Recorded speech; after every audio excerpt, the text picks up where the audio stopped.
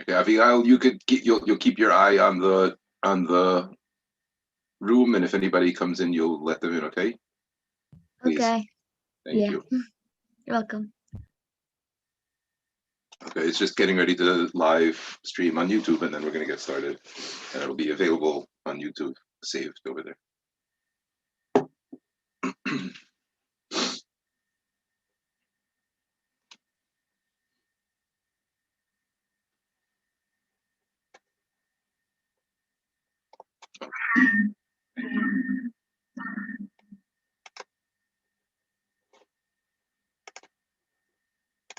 Okay.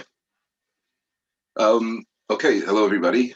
I kind of put this together just quickly because I have a lot of thoughts and feelings on what's going on, and I would like to share them with you. And I hope that sharing them is going to help me clarify them.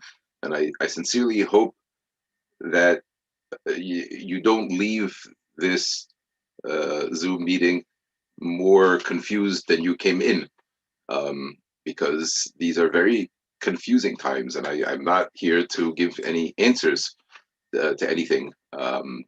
Maybe just to point out some of the confusion and point out what that particular type of confusion I think maybe means for us.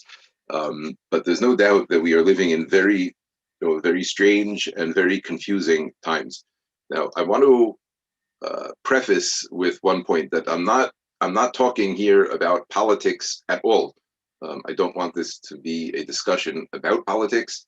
I'm going to even try to not let it veer into the political realm. Um, Meaning I'm going to try not to address the ideas that we're talking about, and from a Republican or a Democrat or a left and right type of perspective. However, I do have to start with one thing, and I'm not planning on speaking about Donald Trump at all either. However, I do have to start with one point about politics and about Donald Trump to sort of frame this whole conversation. And it's just bizarre that the world has come to a place that it needs to even be said. What I'm about to say, this is where we are. So I wanted to say the following.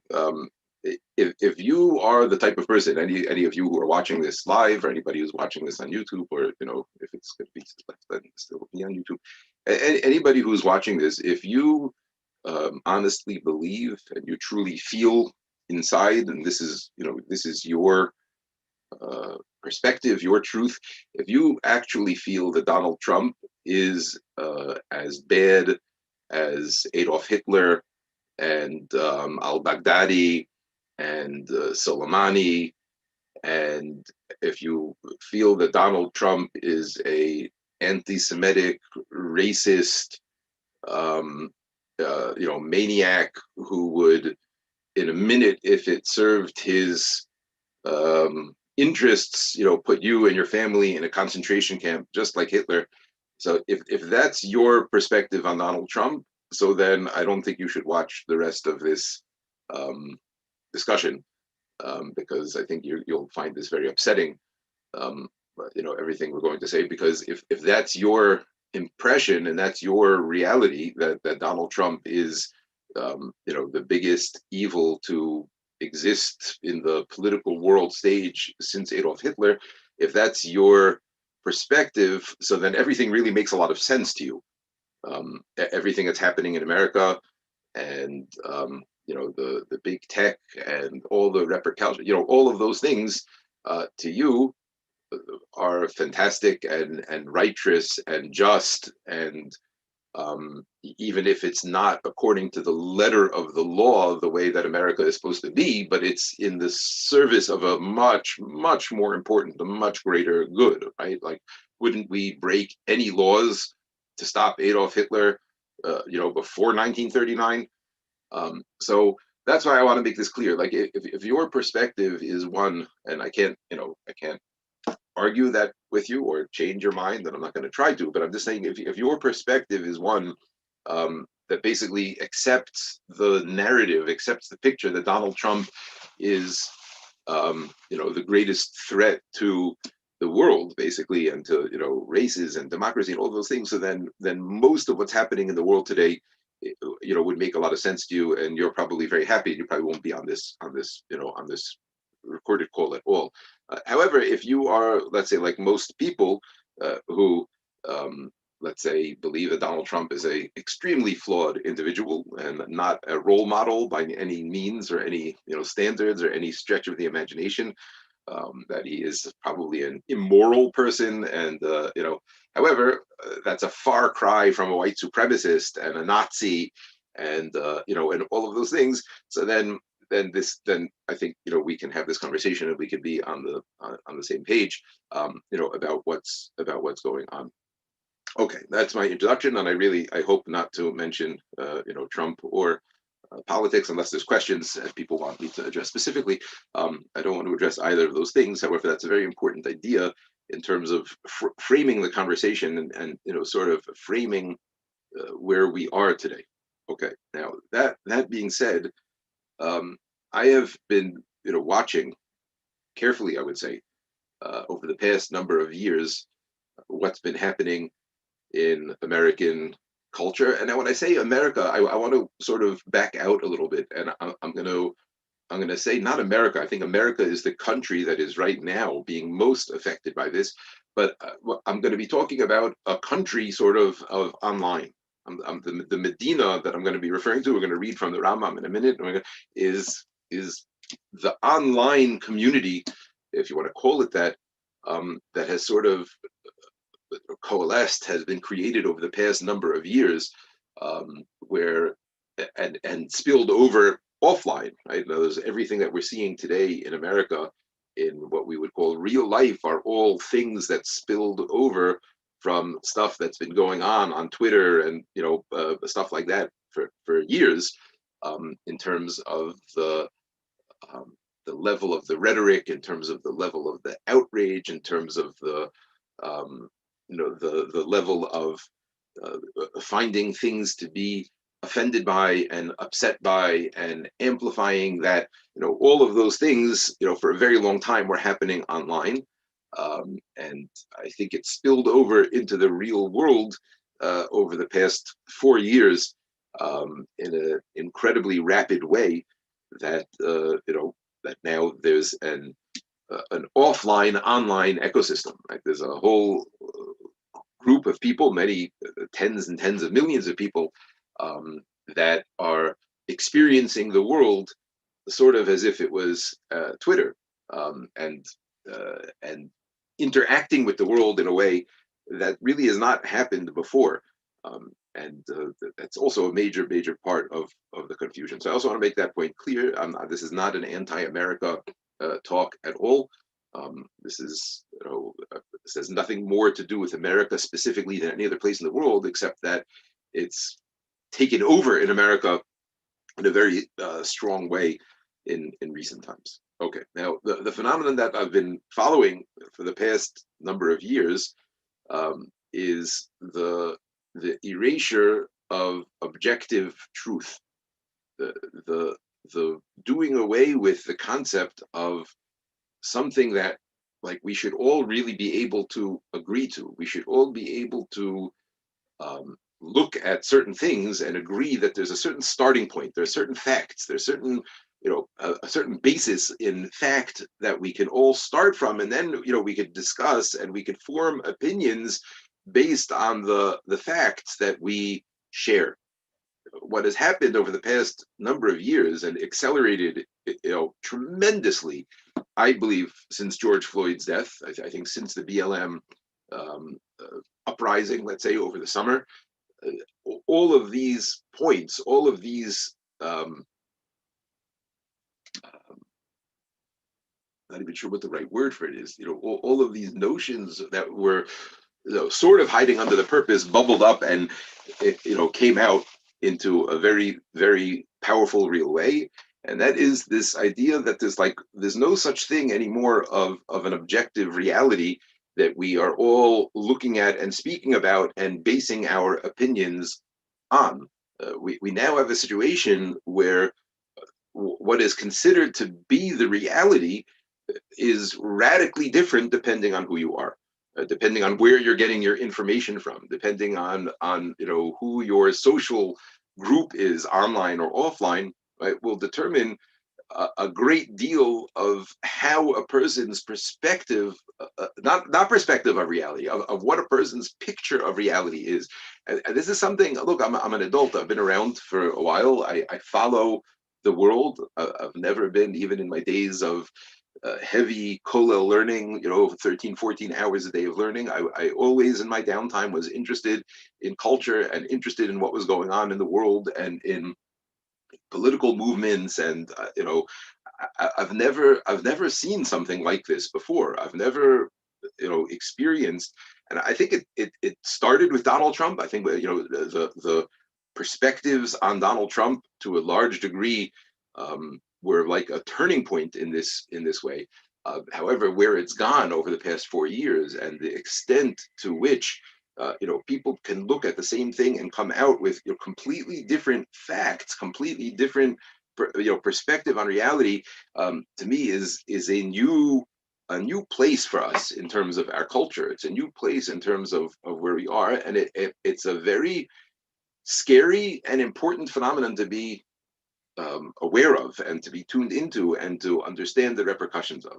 Now, I'm going to tell you where this sort of started with me and my thoughts and my being upset about this. And I think I mentioned this once or twice before, right? But the word for explaining a person's view on something, the word for explaining the way a person saw and understood something, it used to be called a person's perspective, right? A person's perspective. Now, when you use the word perspective, so the perspective works. We're both looking at the same thing, right? It could look very different to you than to me, right? From my perspective, it looks flat, right? But from your perspective, you can see that it's three-dimensional because you're looking at it from a different way, right? So uh, even in the word perspective, there's a certain recognition or a certain, and this is my own drasha, you know what I mean? This is not like my something but in the word perspective, there's a certain agreement that we're both looking at the same thing, right? We're just, I have my perspective on this thing, and you have your perspective on this thing. That word has been done away with. I saw somebody, I didn't see who it was, somebody put down there into the chat, right? You will not hear that word anymore. Not in the media or the in terms of interviewing people and talking to people. The word narrative has come up now. The word narrative is what's used, and that's been now for, let's say, past 5, 7, 8 years. I don't know. The word never was used before. My narrative, your narrative, his narrative, the president's narrative. That was never a word that was used before. And to me, and it's used in the exact same way. It's used to mean the word perspective, the way that I see things, my version of events, right? The way that I interpret it. However, the word narrative has a completely different connotation than the word perspective, right? The word narrative is by definition completely subjective. The word narrative, means a narration. I am narrating what's going on. I'm the one who's saying, what the reality is, right? The narrator in a book or a novel, a movie, that's like the objective outside voice that's coming in and telling us what's going on, right? Outside even of the perspective of the players in the book or the movie, right? The narrator is the objective arbiter of reality in a fiction, right? And now we're all narrators, right? Now we all have our own narrative, his narrative, her narrative, the the narrative of what happened in this situation. And to me, it's a very insidious word, right? Because a narration is not the same as a perspective, right? A perspective could be totally wrong. I could look at something from a certain perspective and see it one way, and then I could be shown another perspective and say, oh, okay, we're looking at the same thing, but when I look at it this way, okay, I could see it looks different than this way, right? So we're sharing, again, we're sharing a common topic, and we're discussing different ways of seeing that topic. But the concept of a narrative is totally divorced from anything objective and totally divorced from anybody else, right? There's no reason why I should be able to even understand your narrative, right? What's in your narration, your picture, your perception, right? A completely schizophrenic person can have their own narrative. that does not in any way anchor it to reality, doesn't anchor it to truth, it doesn't anchor it to anything that two people could possibly, well, I don't say possibly, could potentially come to having the same picture on, because a narrative is something that's completely subjective. And again, like I said, it's like my own drasha. Um, and my own pet peeve that this is seeped into our language over the years. However, I think that there's something really insidious to it. I think there's something that it's just getting across this idea to us that all views are valid, all perspectives are valid, all ways of looking at things are valid, right? How come your narrative is more valid than my narrative, right? So that's one example. I mean, just in terms of the language, but that's one example of how reality has now lent itself to being viewed differently by different people. And I mean, I have to tell you, I ask myself sometimes, like maybe I'm the crazy one when I look at certain things and I read certain things and I read the way that it's presented. And I sort of think like, oh my gosh, like, is it possible that maybe I'm the one who's caught up in some, backwards thing because of, and but it's not like that. There is still the ability, and this is going to lead to the next problem. There is still the ability to find truth. There is still the ability to go and look and see. I want to give you an example. And again, I don't want to use it. I don't want to talk about politics, but I'm just talking about, events, about things that happened and the way that they are presented. So we know in Kenosha, right? In Kenosha, there was huge riots when when George Floyd, was it George Floyd? Now I'm confused. No, it wasn't George Floyd. That was the other guy. Um, I forgot his name now, when he was shot in the back 7 times on camera, and these riots in Kenosha erupted.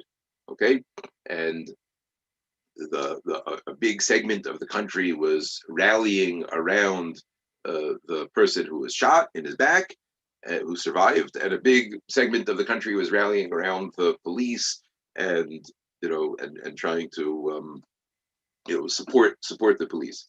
And one of the nights of those riots, there's that guy, a kid, Kyle Rittenhouse. I don't know if anybody even knows what I'm talking about. Maybe you do, maybe you don't.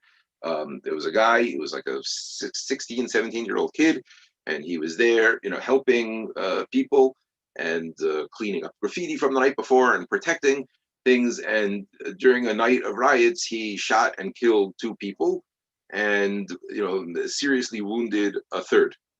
Okay, so these were 2 events that happened within a few days of each other, in the same town in Kenosha, and um, you have this one person who was shot in the back by police officers while he was apparently, they said, trying to break up a fight or something and help out people, and police just came and brutally murdered him in cold blood and shot him 6 times in the back. And then you have this white supremacist teenager with his machine gun slung over his shoulder, who went around killing people in the streets and killed 2 people and wounded a third. Okay, so here are 2 events. Right? These are factual events, right? Something objectively actually happened in both of these cases, right? In one case, there's a person who actually was doing something and actually was shot by police. In the other case is another person who was at these riots and and killed 2 people. So, right, these are events that it's possible for any person to go ahead and find out what happened the best that they can. They don't just have to read a newspaper, right? All of these things are now on video. All of these things are easy to find out. However, if you would look in the news, if you would look at the narratives that people are or have been, and I assume still putting out, right, there are 2 completely different ways to look at both of these events. Right, the one with the police shooting, the police say here was a guy, he was armed with a knife.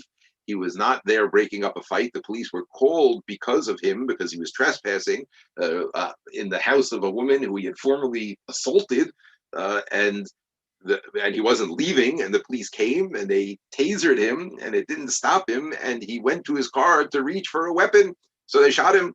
And just this week, the guy got off. The police officer got off, which means that there was. I mean, again, it could mean to you that America is a racist, white supremacist, evil place where a black person can't possibly get justice and police officers can roam freely and slaughter blacks in the streets. It might mean that. However, it might also mean that there really was way more than enough evidence to show that this shooting was justified, that the police in that circumstance had no other choice but to shoot this person rather than let him grab a gun, a knife or a gun and stab them or shoot them. And then the other story with the person, Kyle Rittenhouse, where it's also fully available. There's nothing hidden over here. It's all there, all the video, all the events that led up to the shooting.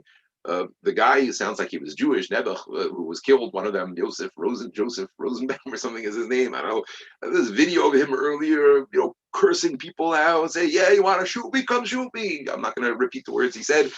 Come shoot me, come shoot me. Like a total maniac protester, and you could see clearly in video him lunging for the gun and getting shot, and and and the same thing the second time. But all of the shootings are on video.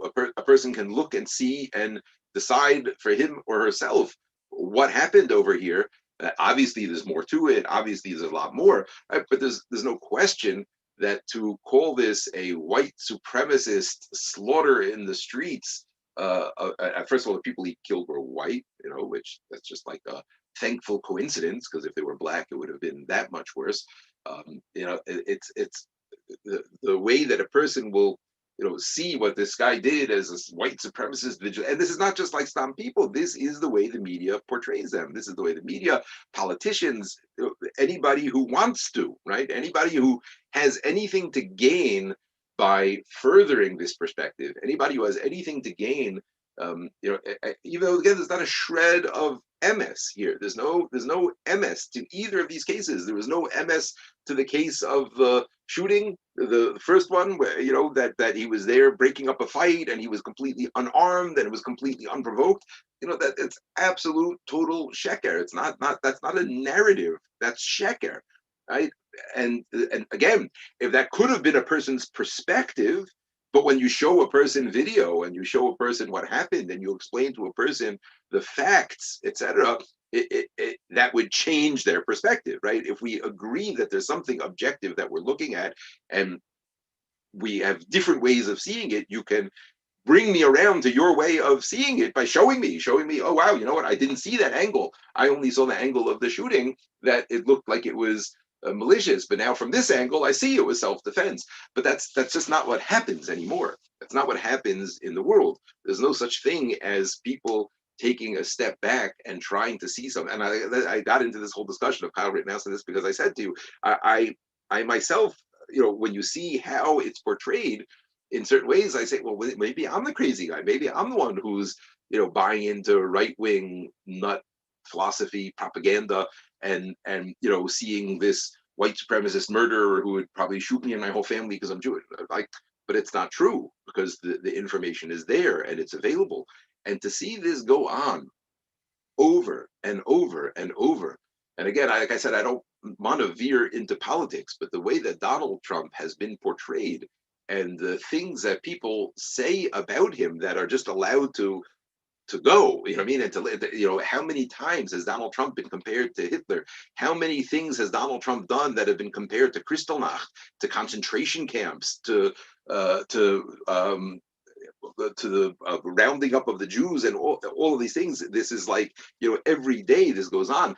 Forget about the fact, I'm not even going there. Forget about the fact that this, completely and totally undermines the memory of the Holocaust or the actual evil that these people did. And to compare anything that anybody in any Western country is doing today to anything that happened to Jews in Germany from 1933 and onwards is absurd. It's absolutely absurd. And and anybody who would disagree with those facts, we could sit down and talk about it, right? The problem is that that's not happening anymore. The problem is that there's no more concept of, okay, let's try to get to the facts here together so we could get to a common ground, so we can get to a common place. That simply does not happen anymore. And anything that happens anywhere, anytime, is simply, we don't even use this word anymore. When I was growing up, it was called spin. right? Events were spun in the direction of one politician or another, right? It would be spun, there'd be a left spin. I don't even hear that word anymore. The word of the spin, the word, it's so interesting. Just as I'm talking now, I realize I haven't heard that word in years, the concept of spin. There's no concept of spin anymore. The concept is presented as MS. There's truth that is, it's not presented as a spin. We are telling you what to think. We are telling you what we want you to think happened in these situations and in these circumstances. And it's, to me, something I've never seen before. I've never, lived through a time where you can't even argue with somebody about the truth, because their picture and perspective of what the truth is so completely polar opposite and so completely absolute, that there's absolutely nothing to talk about, right? And this, again, Trump is one of those topics that's so polarizing. People who, like I said at the beginning, who have that perspective of him, that believe that Trump is something that's worse, than Hitler and worse than Osama bin Laden and all of that. There is no conversation, at least, again, and then I've had this experience. I've spoken with many people over the years, people I know, people, strangers. There is no conversation that can change a person's mind about this. There's no conversation that, no narrative that will come along and affect a person's narrative. The people are so fully and so thoroughly, embedded into the story. Now, I said, really, what a person can do, right? Those of us who still care, we can still then look for the truth ourselves, right? We're smart, we have heads, we can look at read an article and then look at a video clip and see, is that what happened or not? Does that look like this is what happened? Does it look like Kyle Rittenhouse was on a white supremacist murder spree to kill BLM protesters, and unfortunately he got a couple of white guys instead of a couple of black guys? You can go and look and see and find other ways of looking at it. Now, what's happened more lately, but especially this past week, is that that's no longer true. The monopoly that exists between Google, Facebook, and Amazon. That's it. Those three companies. That's basically all we're talking about. And Apple. Sorry, Google, Apple, Facebook, and Amazon, and all of which, all four of those companies are of the same. Again, I don't want to say political persuasion. It's not just politics. It's the whole, their perspective on the world, and their perspective on racism, and their perspective on all of these things. They're all on the same page. There's no, like, opposing view or pushback voice over there, right? Those four companies have an absolute, complete, and total monopoly on the truth right now. That's it. That's where we are this week. That the only way to even find what we would want to consider the truth is to go through a layer of people, of companies, right, who are the ones who control all of the information, who have made it crystal clear to us. They have made it absolutely crystal clear to us that their goal is not to enable us to find the truth. The goal of these tech companies is not to provide as much information as easily and as clearly as possible. That's not their goal. I believe that's how it started. I believe that, and many of these companies, especially Google, I was alive before there was Google. I was alive when there was something called InfoSeek and other ways of searching the internet, and they were all competing at the same time. And Google had this fancy algorithm idea of how to make their search better, and they succeeded. And then they grew and grew and grew and took on Gmail. I remember before there was Gmail, and took on then Google Photos and Google this and Google that. And now they have become, right, this juggernaut, right? This an enormous giant who not only is making information available to us that would be great. What they're doing is deciding what information and how it is available to us. And that is terrifying. That's terrifying, because that means that you can have a narrative now that's out there. And, that, like we said, it could be completely unlinked to objective reality. It could be completely divorced from any factual, event or going on.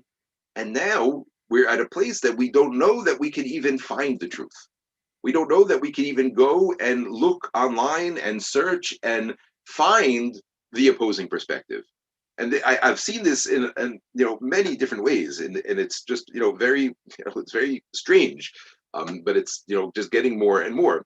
But I was trying to find videos of just like the videos of election fraud. And again, I'm not getting into the fraud, but I'm not talking about that whole topic. But I was curious to see just like the unedited videos, like where do you find those videos of the State Farm Arena or this or that? And just searching on YouTube, when I would just type in videos of election fraud, pages and pages and pages of news stories undermining the narrative of election fraud, right? Like just like every single heading, there was not a single one that was actually what I was looking for. It was all telling me what they wanted me to be looking for.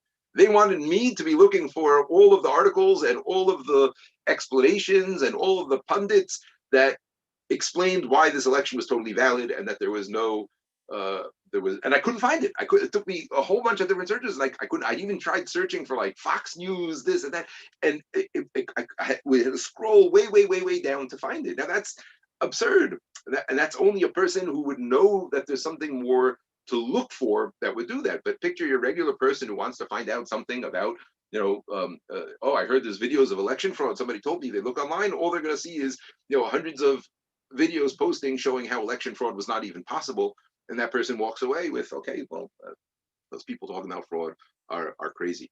I'll tell you just some strange things you could do this yourself. It's just very strange. But like go into YouTube and into Google Images. Okay, go into Google Images and type in straight white couple. Just those three words, straight white couple, and oh, that's so funny. My phone heard me saying that, and that's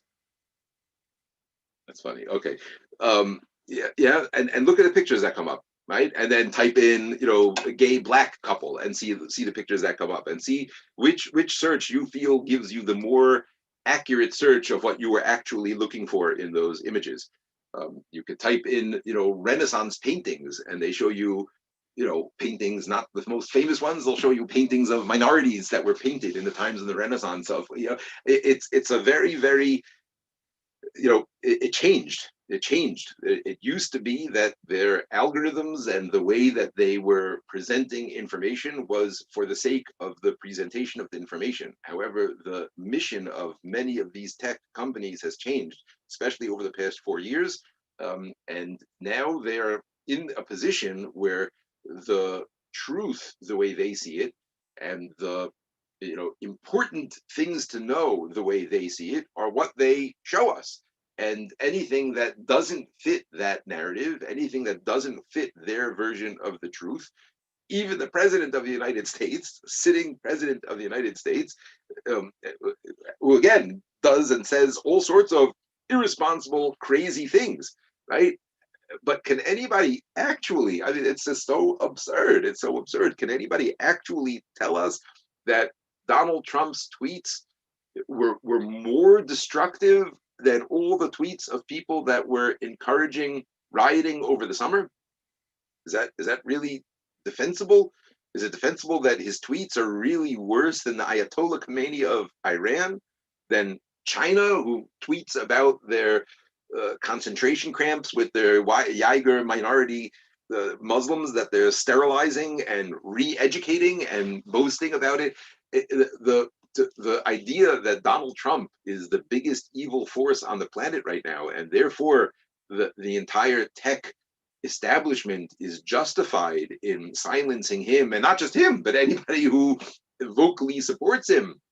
And any app, right? The Parler app, I don't know if you follow all of this stuff, a different app on which Trump has an open forum. So now that's been banned. It's been taken off the app stores on Apple and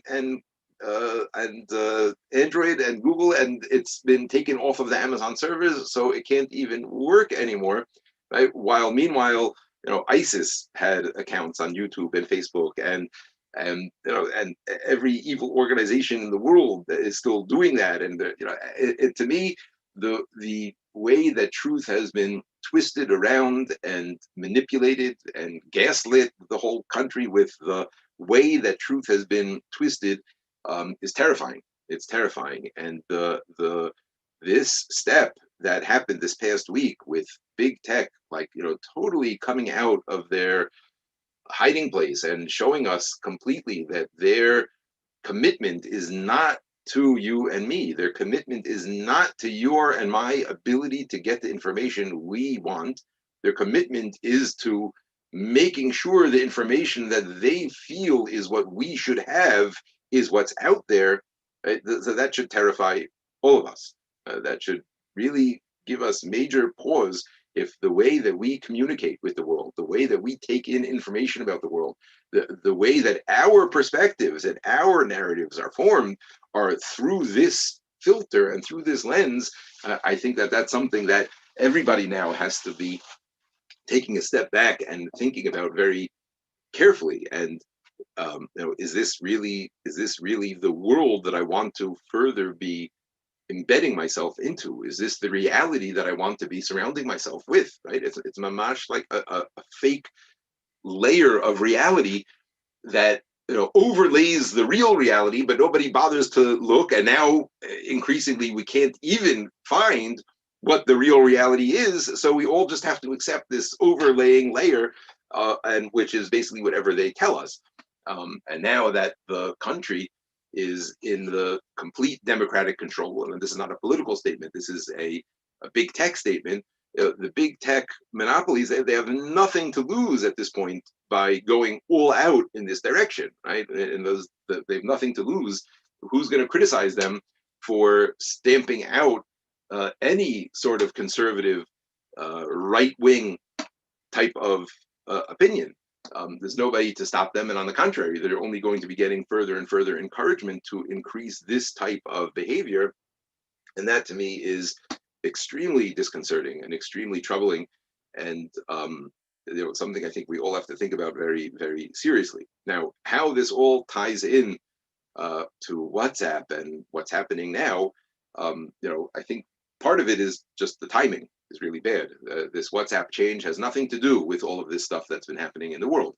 This has been on the books, as many people have pointed out. Some of these policies have already been in place since 2000, not all of them, but some of them have been in already 2016. It's just that since then we've had the option to opt out, and now they've taken the option out. That's also, there's more to this than just that. The way that the terms and everything are changing, the way that they're taking your information, who they're sharing your information with, is all changing in February.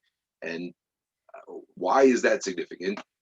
If these were companies that we felt were transparent, and they were companies that we felt there was some accountability somewhere, right? There were companies that and maybe that we would just be naive if we thought that, could very well be, right? But even if we had the ability to naively believe that these were companies and corporations that had our best interest in mind, that we could trust, and and all of that, so it could be I wouldn't be so concerned. I know Israel has all of this information about all of us, everybody. Israel monitors everything over here. You know how Israel got the vaccines first from Germany, from Pfizer? Very simply, they traded our data. All of Israel made a deal. Bibi made a deal that Israel's basically going to be the biggest real life vaccine lab on the planet, and we're getting more doses than any other country per capita because we are sharing all the medical information that Pfizer wants based on the vaccine, how it worked and what it did. No other country, not I should say no other country, most other countries wouldn't be able to even do that, right? America couldn't just go ahead and share our medical information with some other company unless you signed it over in the terms of service with your insurance company, right? But Israel does this. Israel collects all of our data. Israel monitors all of our calls, and all the information that WhatsApp is now collecting, Israel has and does already anyway. I know that from people that work in the computer army units, they collect all of this information anyway. Except most of us, we're okay with that because we trust Israel. We know we're not the bad guys over here, and so we're okay with the fact that Israel is monitoring us so closely. And maybe some people are not okay with it, so then they shouldn't move here. But that's the way that it is, right? But America is not like that, and we certainly don't trust America that way. And this is not even the American government. These are companies, these are corporations, privately owned by private people, or publicly owned, but still, better make their own rules that are not subject to any sort of official oversight. Again, this is one of the things that Donald Trump was pushing for the past couple of months, that he wanted to change, that there should be more government oversight over these tech monopolies. But you're going to see that, if anything, move in the other direction now, right? Because again, they're now the tech companies and the political establishment are aligned. They're on the same team. So there's not going to be any encouragement for them to slow down what they're doing, because what they're doing is against the very same people that the political establishment is against. Now, obviously, that's an extremely short-sighted way of looking at it, because that's just where things are now. Things can change, and then those same things can be used against them. But that's the way that the world works, and these short-sighted decisions are being implemented every day. And we're going to have to see where this goes in the future. However, what this means is that a lot of us, a lot of people, and like I said, I have not decided yet exactly what I'm doing in terms of if I'm going to leave WhatsApp altogether or not. A lot of people are very, very uncomfortable with this. They're very uncomfortable with Mark Zuckerberg and Facebook, the company that has the ability to erase the president of the United States from its platform because they don't like what he has to say, and they can make up and buy into a whole narrative that he's Adolf Hitler and therefore he should be taken off the platform. That can be done for anybody, anytime, anything, over anything, right? What if Facebook one day decides that bris milah is really cruel? That's a really cruel thing to do, to mutilate a baby like that at 8 days without giving him any choice. We can't allow bris milah invitations on Facebook anymore. You think that's unrealistic? I don't think it's unrealistic at all. I think that makes a lot of sense. And what should stop them from doing that? There's something that they feel is immoral, something they feel is wrong, something they feel is evil in the world and causing badness in the world. So of course we should stamp that out. Of course we should stop people from being able to get together and participate in this barbaric ceremony of mutilation of a baby. We're going to stop that, and we're not going to allow Facebook groups that are going to, or Facebook friend. We're going to, block you off Facebook because you posted pictures of your son's bris, right? These are things that are, again, that's like a silly little example, but that's something that is so realistic and so easily.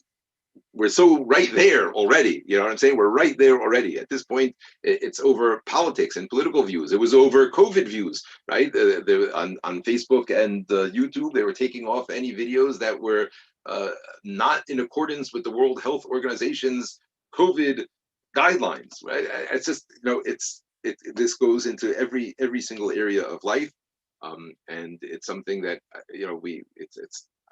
really feel it's time that people are aware of this and see what's going on and can make their own decisions. I'll take questions in a second. I just want to finish with the Rambam. It's a very, very famous Rambam. The Rambam tells us in Mada Hilchos Deos Perek Sheish, Derech Briyaso Shel Adam Lios Nimshach B'Deosav Uvbaisav Achareav V'Chaveirav. Right, it's the way of a person that we're affected by the people that we interact with. Right, obviously the Rambam didn't have online interaction, and but we're affected with who we interact with. So a person acts the way his country acts. A person adopts the viewpoints and adopts the way the people around him, and therefore the Rambam says the saying we should always be with good people that bring us up, right? And then the Rambam continues, right? If a person lives in a place where the people are no good, so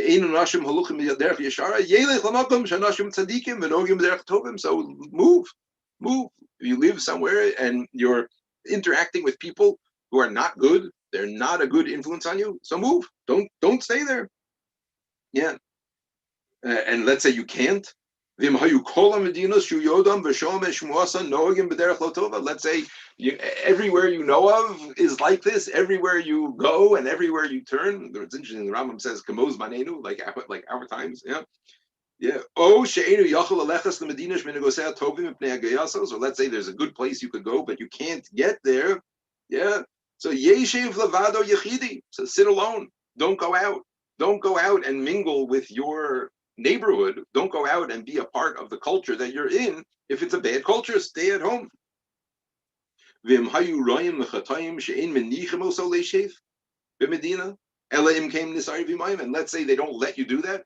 They force you to join them. You can't stay on Twitter if you don't put your pronouns in your bio. They don't let you do that. Let's say vim hayu royim lechatayim she'in menichem oso leishev b'medina elaim came nisari v'mayim. Unless you're going to start acting like them, unless you're going to start being with them, unless you're going to start supporting what they support. V'noi kim in hagam hara. Yeah. So then what do? You're stuck. They won't even let you sit alone in your house and do your thing. So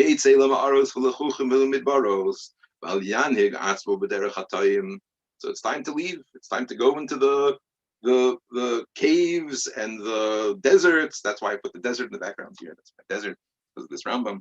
Yeah, it's time to leave and go to the caves and the deserts.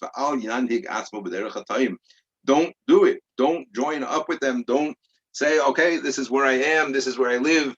There's no way not to do it. I have to just do it and go along. No, that's not what Rambam says because it affects us. It affects us. It affects a person when a person plays along with this, when a person goes along with this, and a person, surrounds himself with this 24/7. It affects us. The sheker seeps in. The absolute lack of any loyalty to MS. There's just no. It's very, very upsetting and disturbing. So, like I said, I hope I'm not leaving you any more confused. I feel these are extremely confusing times. I don't know yet what I'm going to do. I've been starting to look up, how to slowly but surely maybe get off of Google somehow and wean myself away from this stuff.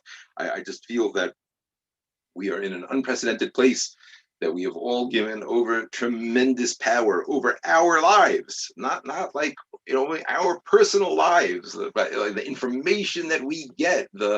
It's just really, really terrifying that we've given this over to entities that have proven themselves and shown themselves to be nefarious, to be not in your and my best interest.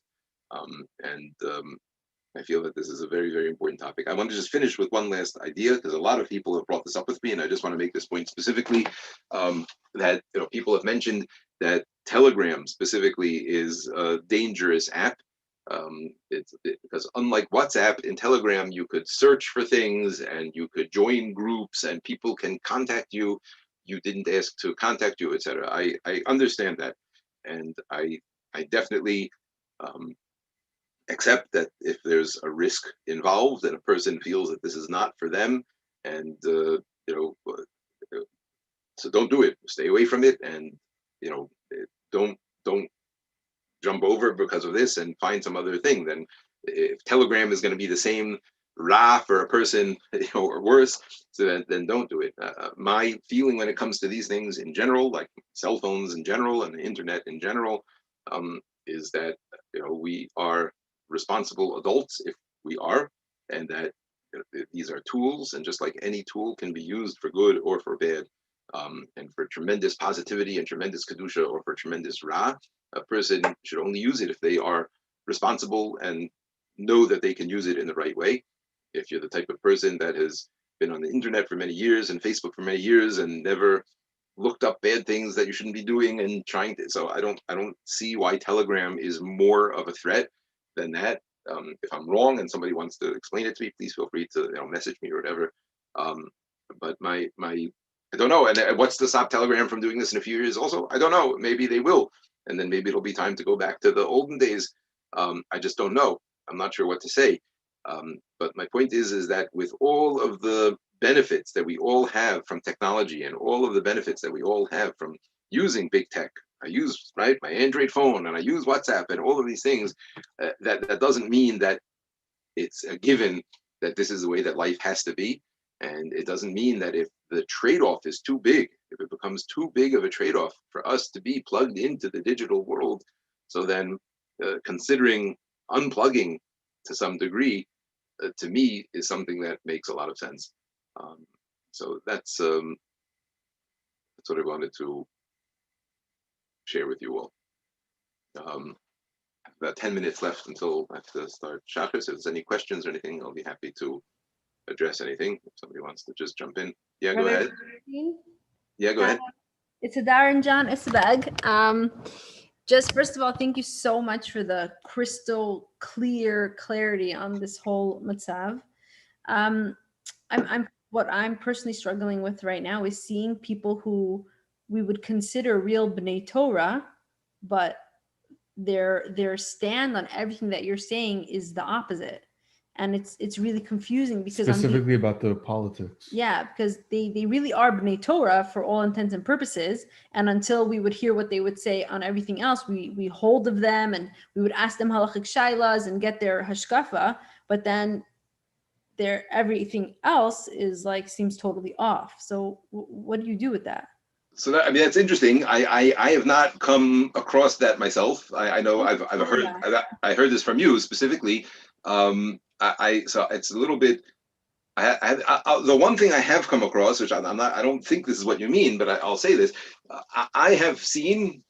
Um, I want to say great people, and when I say great, I mean intellectually great in a secular way, and great in a lahavdil, in a Torah way, meaning like really special people who I have a lot of respect for, and I consider to be great talmidei chachamim and wise in every aspect of life, except for Donald Trump. It's a strange thing to me.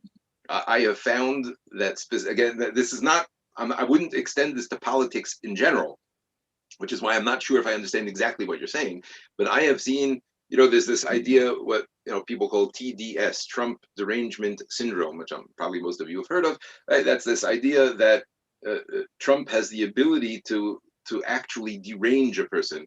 Certain people encounter Trump and the things he says and does, and it deranges them. It makes them sort of not, like I was saying, like sort of unhinged, unmoored to reality, and that then they slide into this place of thinking Trump is like Hitler and all of that. It's all sort of like on a continuum. So I have seen this phenomenon when it comes to Trump. I have seen people that I used to respect a lot. For example, Sam Harris. I used to have a lot of respect for Sam Harris. He's not frum by any means. He's a philosopher, and I used to like what he had to say. I didn't agree, obviously, with everything he said in terms of atheism and such like that. But I used to respect him as an intellectual, and I used to really appreciate hearing his perspectives. I haven't listened to him now in 4 years. Because he just went bonkers on Trump. He just like bought into it, which is to me is bizarre because he's a highly intelligent person. It's like really strange to me. I don't get it. But he bought into this thing, and like anything and everything that he was saying was just started to be revolving around Trump and how bad Trump is, and how if anything that Trump does, if you do the opposites, obviously you're virtuous and good. And so that I've seen that a lot with people, and also with from people who will back the opposite of anything Trump because of Trump.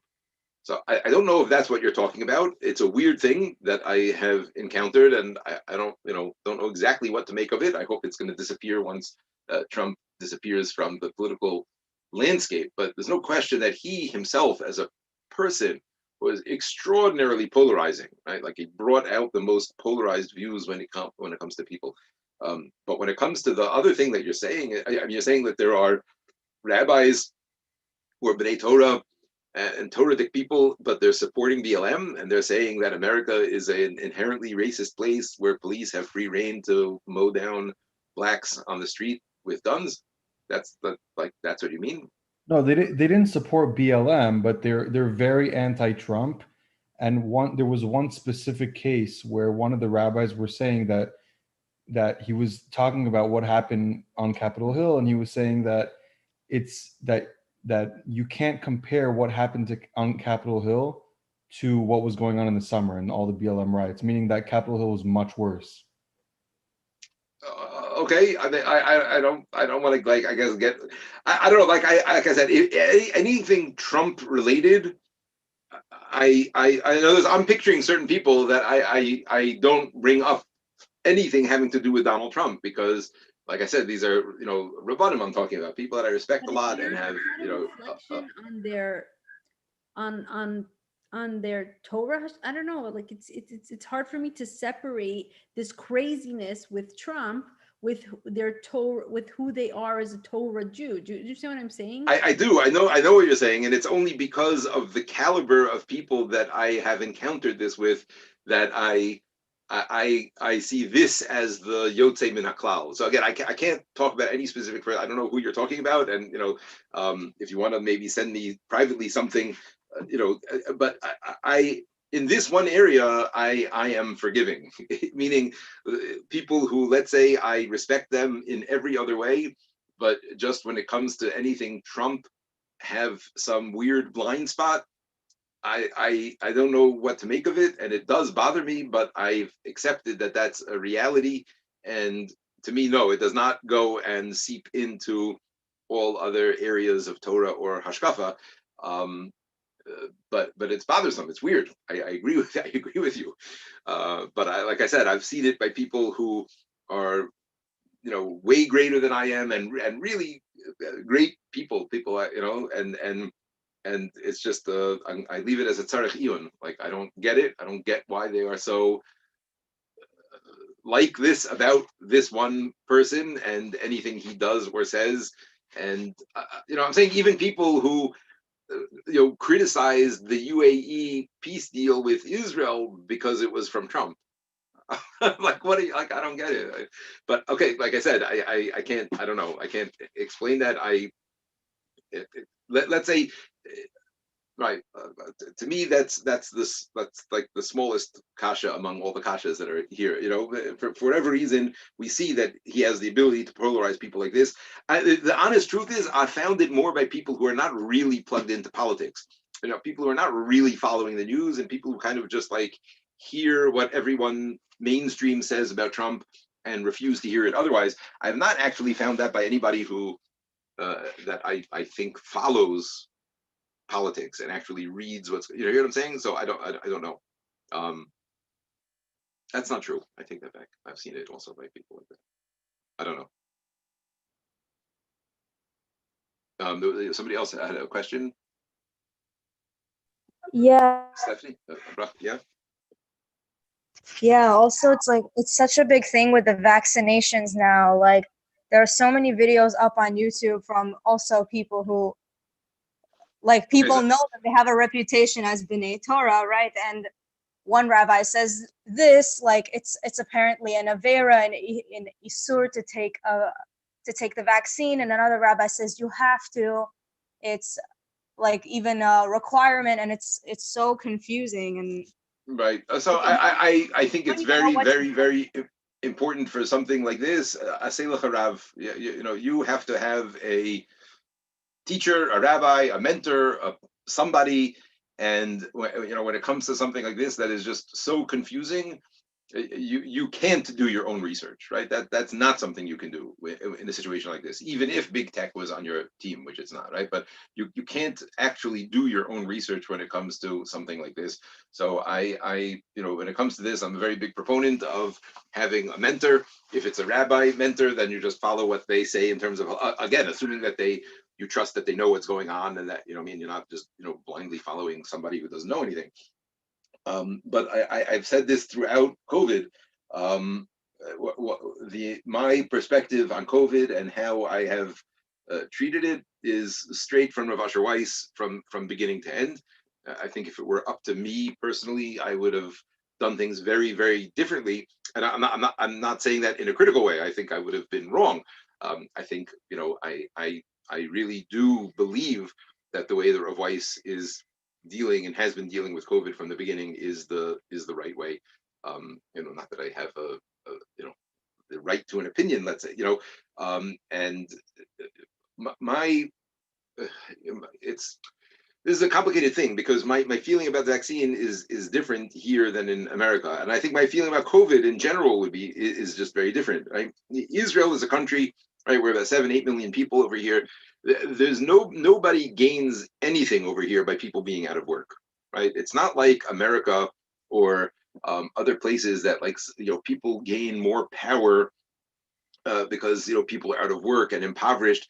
It's a socialist country over here, which means that the country is taking care of the people who are out of work, and the more people who are out of work, the worse it is for the political establishment and for the country. It just costs a lot more money. I don't. In other words, all of these things, conspiracy theories, let's say, we can call them that. That I would totally be into if I was in America, and I would totally be skeptical if I was in America, and I would totally be, pro-freedom and anti-government and anti-lockdown and anti-mask and all of these things. I think I would be if I were in America, but that's because I would absolutely not trust, any establishment entity in America to be really telling me that this is in my best interest. I just don't trust that. I mean, like I said at the beginning, I think it's been made very, very clear that there is no institution left that I can really trust in America, that or online, that has my best interests in mind, and therefore I would have a very, very different perspective, I think, on the whole thing. However, living here in Israel, where there is much, much more of a sense of like we're all on the same team, right? Israel is a country. Of course, there's politics, and of course, there's personal power, and of course, there's corruption, like everywhere. Of course, there is all of that. However, at its core, I absolutely believe that Israel is a country that is here for the protection of Jews. That's why it was created. That's who it's for. That's what its mission statement is. We are here to be the land to offer protection and safety to the Jewish nation. I don't believe that that's false. I believe that Bibi believes in that personally. I just from people that I know him and things like that. Again, I don't look up to him in any which way as any sort of role model, but I do believe that he believes in the mission of Israel and believes in the state of Israel as being a bastion of protection and hope for Jews and Jewish lives. And therefore, to me, the way that Israel has been dealing with the pandemic, it makes sense that they're doing it for the right reasons, right? And the steps that they've taken, the lockdowns that they've, while I certainly don't agree with it, and there's been difficulties and all sorts of things, and isn't it so dumb? Shouldn't they done it this way and not that way? Of course, there's all of that, right? But at its core, I believe that Israel is managing the pandemic in the way that they feel is best to help and save the most Jewish lives possible.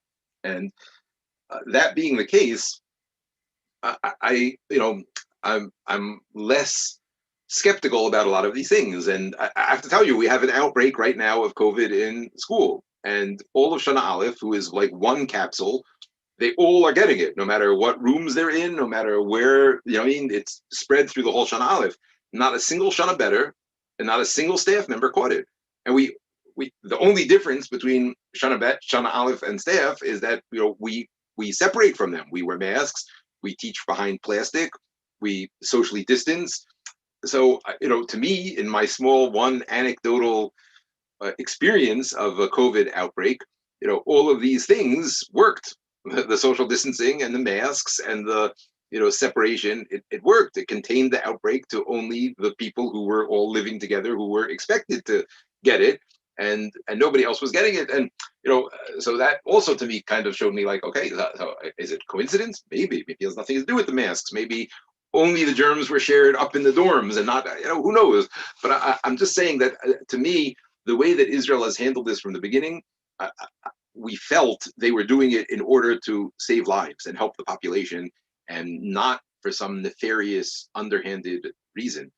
That being the case, the way that Israel has adopted the vaccine, and how extremely vigorously they've been giving it out, and how incredibly efficiently, I'm saying more than 20%, I think, of the population has already been vaccinated. Something like 70% of people over 60 have already been vaccinated. So I don't believe that there's some massive conspiracy theory of Pfizer and Moderna involving Israeli politicians who are trading some sort of money or bribery for putting the entire Israeli population at major medical risk. I don't believe that. I believe that the way this vaccine was developed is differently from previous vaccines, and therefore it didn't need to have the same safety regulations. It's not an inert piece of a virus that they're putting in. It's a completely different type of a vaccine.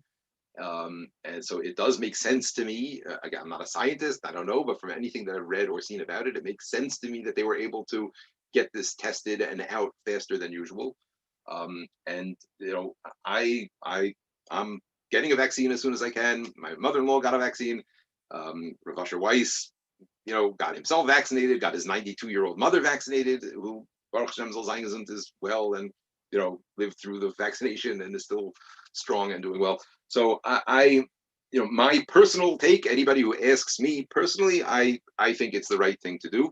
Rav Weiss himself did not say you're mechuyev to do it. He said you can't require a person to do something if a person actually feels unsafe doing it. You can't require halachically a person to do that. So a person who feels that they can't do it, and that's, you know, so you have a right not to do it.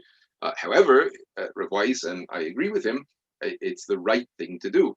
And again, I totally sympathize with the perspectives that don't agree with this. And like I said, if I did not live in Israel, and maybe if I even lived here, but I didn't have the connection to Rav Asher Weiss that I had, I would have a very different feel about it. The problem is that in America, because of Trump, the vaccine and all of COVID became politicized. It's so crazy. It's so crazy that, you know, mask wearing and vaccinating and, you know, anything COVID related became politicized because it happened during Trump's presidency and Trump spoke about it. So anything he said had to be dealt with by the people who loved him. So they had to, you know, build it up and project it, and the people that hate him had to disparage it and mock it. So it makes it very difficult to find any truth. And now we're talking about what the stakes are very high, right? When our perspective of truth is so muddled and confused by all of this that even when it comes to taking care of our own health, we don't know what to do and what to trust. It's a very big problem. Thank you. Okay, anything else? I have like another minute, and then I gotta. David, Stephanie, do you have a question? I saw your hand was up before.